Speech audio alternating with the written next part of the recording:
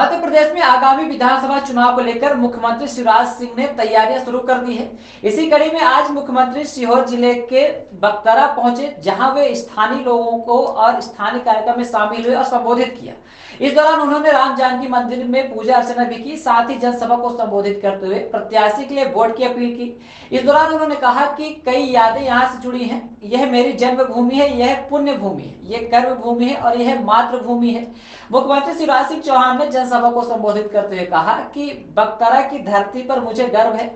अपने काम से मैंने आपका मान, सम्मान और शान पूरे मध्य प्रदेश, देश और दुनिया में बढ़ाया है।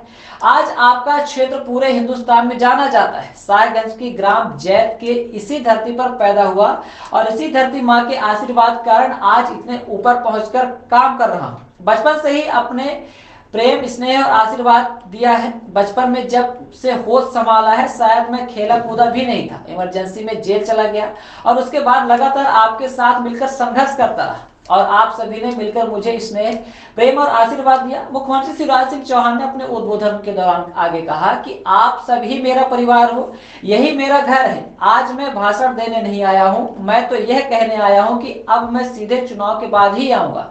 अपना काम संभालो, क्योंकि यहाँ तुम ही शिवराज हो। एक बार बकतरा की इस पवित्र धरती पर मुझे कहते हुए गर्व है। यहाँ दुकानदार बैठे होंगे। एक समय जब मैं कुछ नहीं था, तब दुकान हटाओ अभियान चलाया जा रहा था।